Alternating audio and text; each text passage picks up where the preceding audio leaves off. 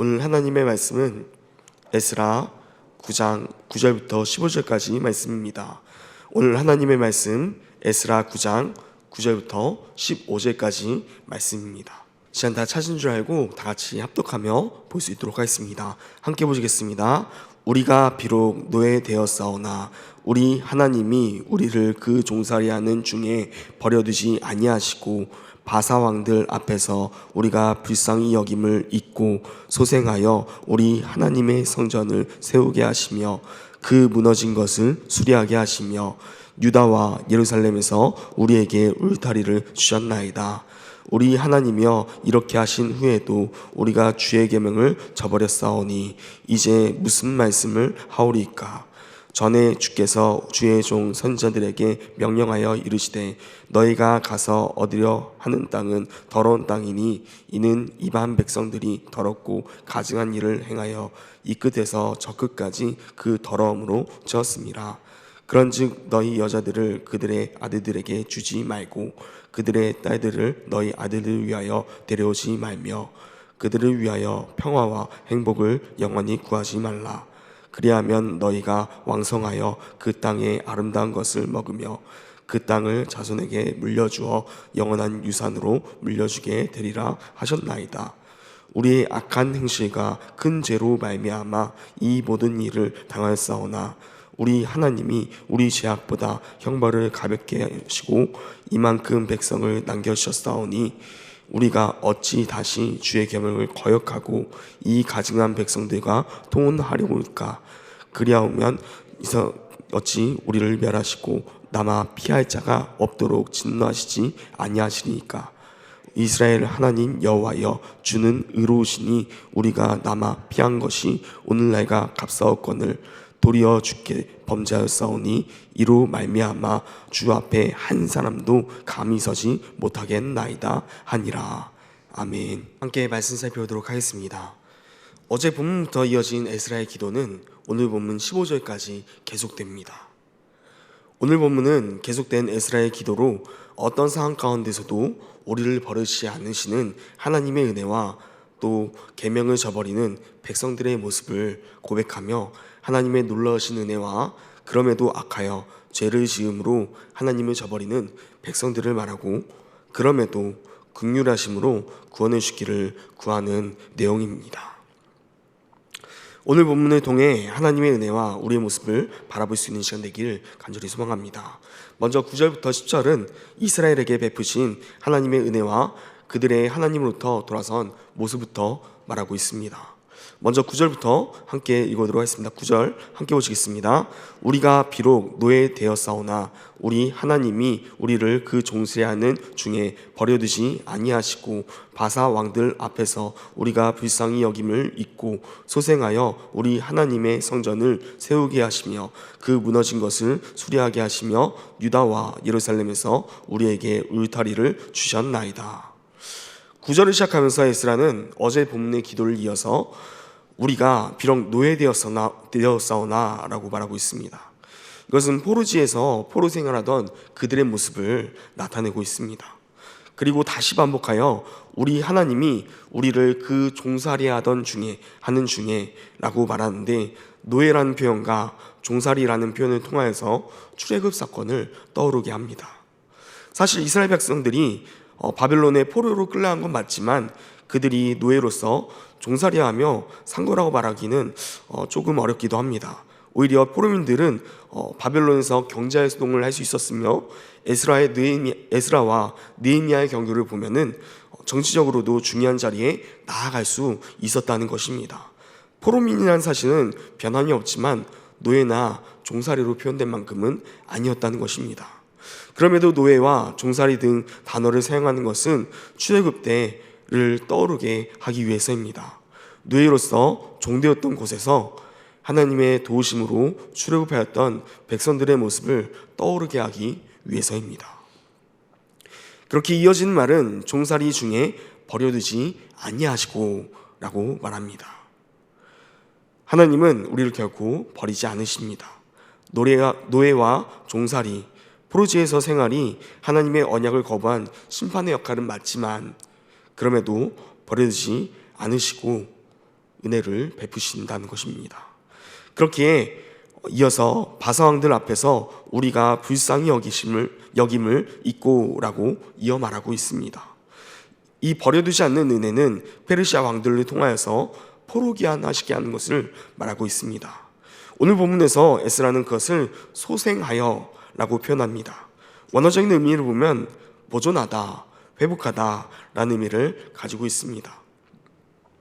하나님의 백성으로서 이스라엘의 명맥이 포로기한하여 끊어지지 않고 이어지게 하셨다는 것입니다. 소생하게 하셨다는 것입니다. 그 소생의 결과 이 은혜를 에스라는 세 가지로 표현하고 있습니다. 먼저 성전 건축과 무너진 것을 수리하는 것과 또 울타리 재건입니다. 첫 번째로 성전 건축부터 살펴보면 말 그대로 1차 포로기한 후 이어진 성전 건축을 말합니다. 하나님은 백성들을 포로기한하게 하셔서 하나님께서 함께 할 수 있는 성전을 건축하도록 허락하십니다. 그것이 인간의 노력이 아닌 하나님의 은혜임을 말하는 것입니다. 또한 두 번째로 무너진 것을 수리하는 것입니다. 무너진 것이라는 것은 전쟁에 의해서 폐허가 된 것을 뜻하는 의미입니다.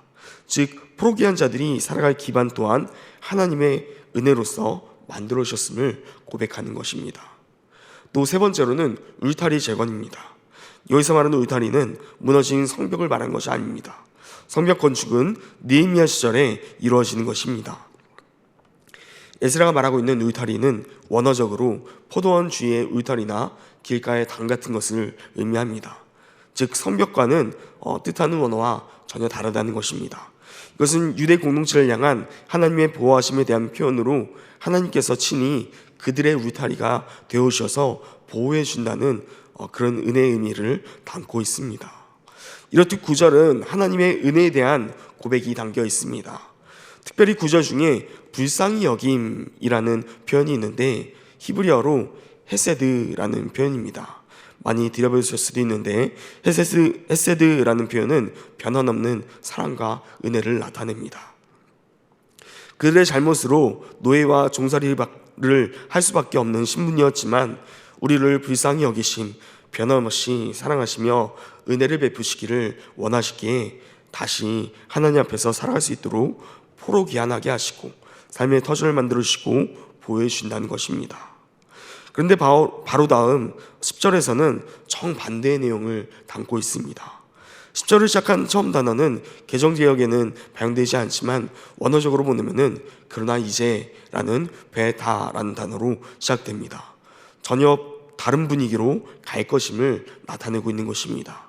10절은 그런 은혜를 입었음에도 또다시 정신 차리지 못하고 주의 계명을 저버렸다라고 말하고 있습니다. 여기서 중요한 단어가 있는데 저버렸다라는 단어입니다. 10절에서 저버렸다라는 단어의 원형과 9절에서 종살이 하던 중에 버려두지 아니하시고 라는 단어의 원형은 똑같은 것으로 버리다라는 뜻을 가지고 있습니다. 의도적으로 같은 단어의 원형을 쓰면서 하나님과 우리의 반응이 정반대임을 나타내고 있습니다. 하나님 9절에서 우리를 버리지 않으신 분으로서 소개하고 있는데 그런데 10절에서 우리는 그런 하나님의 계명을 버린다는 것입니다. 오늘 본문의 핵심은 이 9절과 10절에 대주되는 버리다는 아자브라는 단어입니다. 지금 에스라가 기도를 통해 말하고 싶은 것은 핵심은 명확히 담고 있기 때문입니다. 우리의 죄로 말미암아 하나님의 계명을 버린 것으로 말미암아 하나님부터 버림바 되었어야 되는데 오히려 하나님은 우리를 버리지 않으시고 우리를 소생시키시지만 우리는 또다시 그 하나님의 소생하심을 잊고서도 그 하나님의 계명을 버린다는 것입니다. 우리 삶이 이렇지 않나 생각해 봅니다. 이것은 단순히 성경 내용이 아닙니다. 우리의 모습을 나타내고 있기 때문입니다.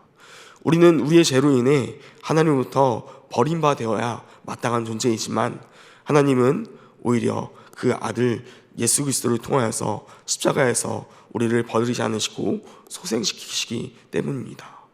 그러나 오늘 본문처럼 우리는 그 은혜를 깨달은 자들이지만 또다시 삶 가운데 하나님의 계명을 버리고 죄를 지으며 살아가진 않습니까? 또다시 회개하고 돌아오고 또다시 범죄하고, 오늘 본문의 백성들도 마찬가지였다는 것입니다. 하나님의 은혜를 깨달았지만 또다시 범죄함으로 나아가고 있는 것입니다. 오늘 하루 가운데 은혜를 깨달은 자들이라면, 정말 그 은혜를 아는 자들이라면 이 하나님의 계명을 다시 버리는 어리석음이 우리 가운데 없기를 소망합니다.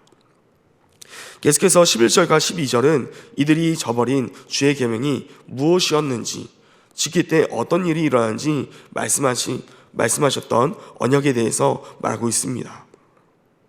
먼저 11절을 통하여서 가나안 땅에 대해서 더러운 땅이라 칭합니다.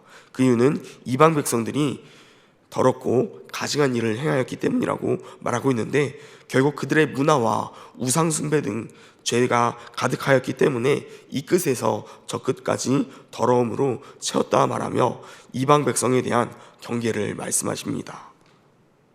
그 후 12절을 통하여서 그렇기 때문에 너희 여자들을 그들의 아들들에게 주지 말고 그들의 딸들을 너희 아들들을 위하여 데려오지 말며, 즉 통혼하지 말라는 것입니다. 그리고 더 나아가 그들을 위하여 평화와 행복을 영원히 구하지 말라라고 말씀하십니다.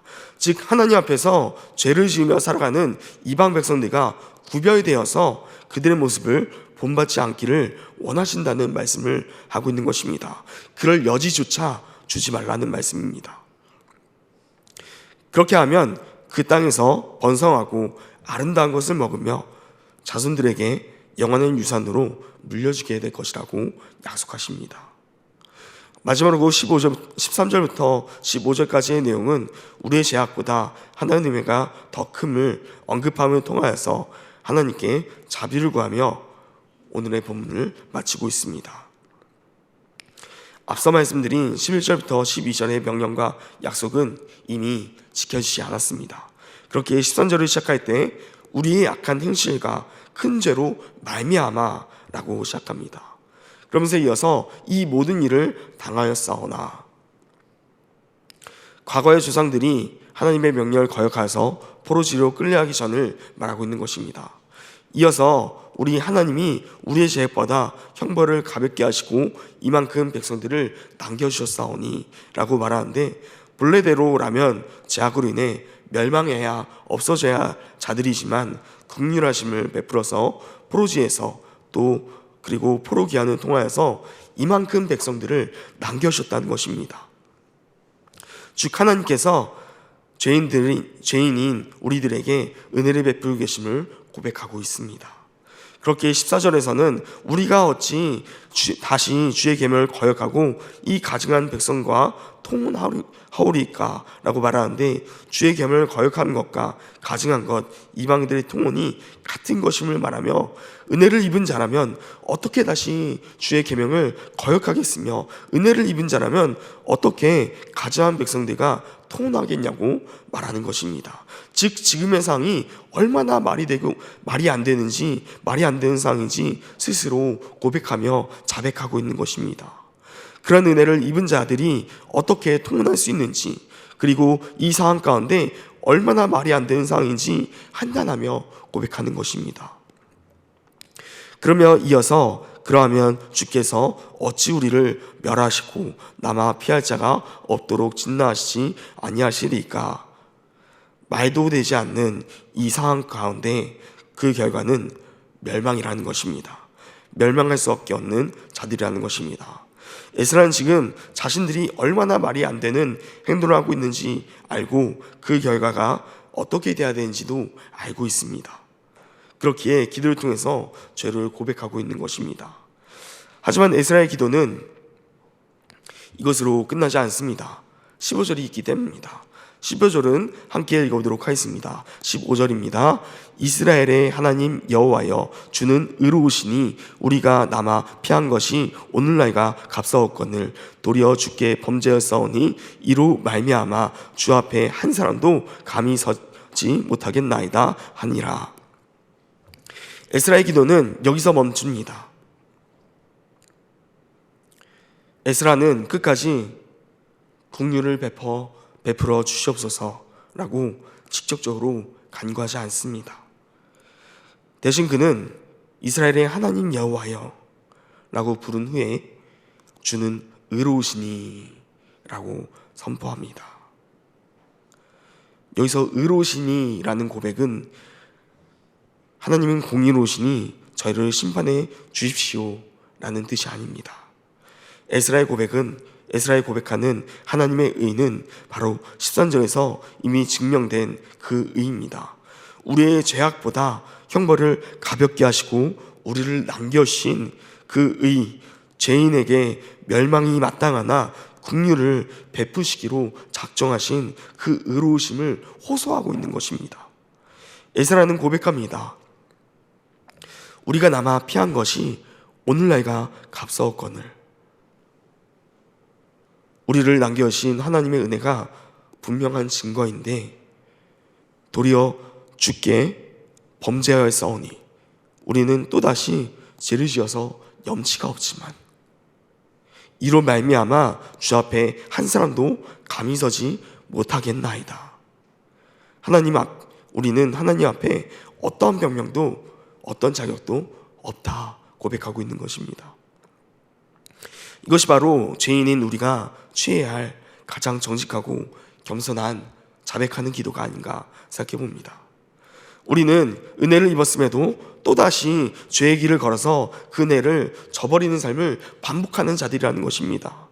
그럴 때마다 우리가 내세울 것은 우리의 선행이나 변명이 아닙니다. 주님, 제가 이만큼이나 주님의 일을 감당했습니다. 주님, 제가 이만큼이나 오늘 주님 안에서 살아냈습니다 라는 것이 아니라는 것입니다. 오직 하나님 저희 일을 저버리지 않으시는 의로우신 분이시지만 저는 하나님 앞에 감히 설 수 없는 죄인입니다 라고 고백하며 철저히 엎드리는 것이라는 겁니다. 하나님은 우리의 자격이 아니라 그 의로우심 때문에 우리를 다시 긍휼히 여기시며 구원하시는 분이십니다. 오늘날로 살아가실 때 우리는 오늘 본문의 백성들과 같이 결국 주의 계명을 저버리는 순간들이 찾아올 것입니다. 연약한 인간이기 때문에 어쩔 수 없습니다. 그러나 그러한 순간이 찾아온다면 우리는 다시 주님의 계명을 저버리는 순간들을 회개하며 오직 엎드려 하나님의 긍휼을 구할 수 있어야 합니다. 하나님은 우리가 어떠한 자들인지 너무나도 잘 아십니다. 그렇기에 우리가 오늘 하루 간구하며 나아갈 것은 정직히 우리의 죄를 고백하며 하나님 앞에 긍휼과 은혜를 구하는 밖에 없다는 것입니다. 오늘 하루 살아가실 때 오직 하나님 앞에서 긍휼과 은혜를 간구한 자 되기를 간절히 소망합니다. 그렇게 에스라가 나아갈 때 바로 다음 내용인 10장에 가서는 이들 가운데 변화가 생겨나게 됩니다. 자신들의 죄를 깨닫고 회개하기 시작하는 것입니다. 이럴 때 백성들 가운데